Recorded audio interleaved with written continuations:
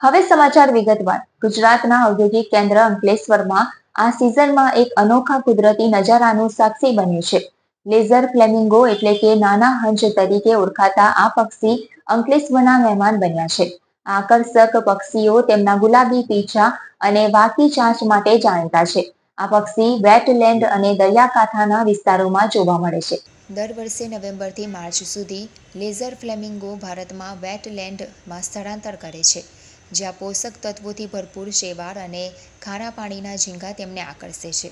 ગુજરાત તેના વિશાળ મીઠાના રણ અને દરિયાઈ કાંઠાના ઇકોસિસ્ટમને કારણે આ પક્ષીઓ માટે મુખ્ય સ્થાન બન્યું છે. ગુજરાતમાં આવેલું little run of Kutch flamingo માટે એક જાણીતું પ્રજનન સ્થળ છે, પરંતુ અંકલેશ્વરની નજીક તાજેતરની દેખાતી ઘટનાઓ સૂચવે છે કે આ વિસ્તારના વેટલેન્ડ પણ આ સ્થળાંતરીય પક્ષીઓ માટે મહત્વના રોકાણ સ્થળ બની રહ્યા છે. સ્થાનિક પક્ષીઓ નિરીક્ષણના જણાવ્યા મુજબ ફ્લેમિંગો અંકલેશ્વર નજીકના દરિયાઈ કાંઠા અને નદીમુખોમાં નાના ઝુંડમાં જોવા મળ્યા હતા. સ્થાનિક પક્ષી નિરીક્ષક ડોક્ટર ખુશી પટેલ કહે છે કે આ એક અદ્ભુત નજારો છે. ફ્લેમિંગો લેન્ડસ્કેપને ગુલાબી સમુદ્રમાં બદલી નાખે છે, જે આપણને આપણા ઔદ્યોગિક વાતાવરણ વચ્ચે છુપાયેલા ઇકોલોજીકલ ખજાનાની યાદ અપાવે છે. અંકલેશ્વરમાં ફ્લેમિંગોનું જોવા મળવું એ ગુજરાત અને નજીકના વિસ્તારોમાં ચાલી રહેલા સંરક્ષણ પ્રયાસો સાથે સંકળાયેલ છે.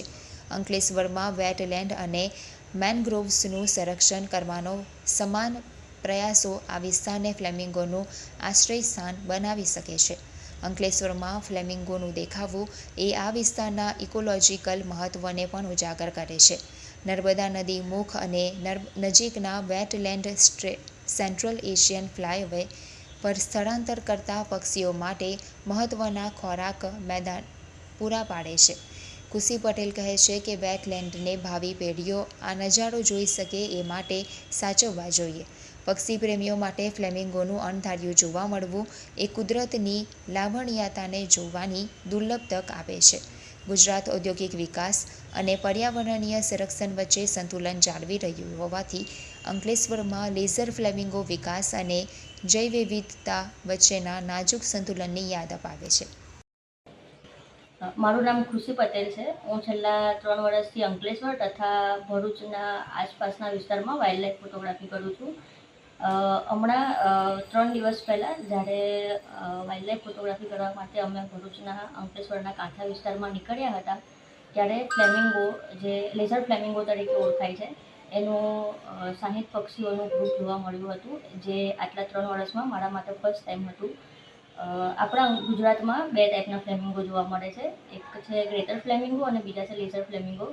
ગ્રેટર ફ્લેમિંગો એ આપણા દહેજના કાંઠા વિસ્તારમાં ખૂબ સરળતાથી જોવા મળી જાય છે, પરંતુ લેઝર ફ્લેમિંગો એ ખૂબ જ રેર અને ઓછા પ્રમાણમાં જોવા મળે છે, જે હમણાં આપણને આપણા ત્યાં